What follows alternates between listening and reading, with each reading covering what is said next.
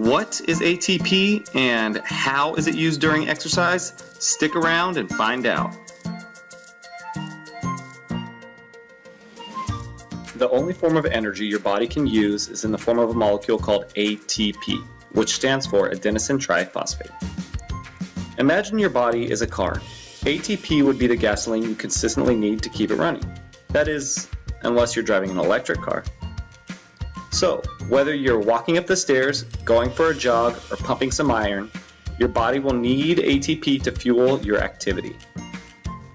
ATP is a big and heavy molecule, so we cannot carry a huge amount of it around. As a result, it has to be synthesized when we need it, meaning our body has to create it through a combination of different elements. How does our body create ATP?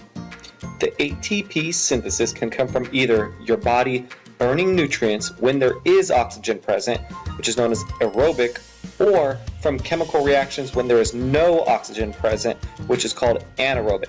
The most ATP can be made from fat metabolism, but this process is very slow and therefore not ideal when working at a moderate to higher intensity. To give you an idea, the same amount of glucose and glycogen, which comes from carbohydrates, only provides about a quarter of the ATP compared to the ATP synthesis from fat. While fat is more efficient at creating ATP, burning glucose or glycogen is roughly twice as fast. This is where the fat burning zone idea comes from.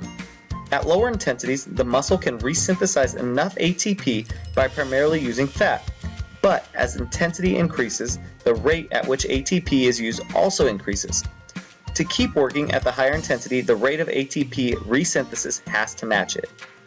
This higher intensity will switch the energy turnover from fat towards the use of glucose or glycogen from carbohydrates, which again resynthesizes ATP faster than burning fat, but it's not as efficient.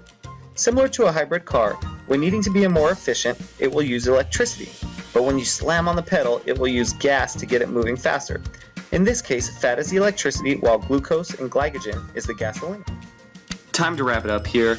Let's look and compare the two different ways that ATP can be created. First, the anaerobic pathways are capable of regenerating ATP at high rates, yet they are limited by the amount of energy that can be released in a single bout of intense exercise. In contrast, the aerobic system has an enormous capacity, but is sometimes hampered in its ability to deliver energy quickly.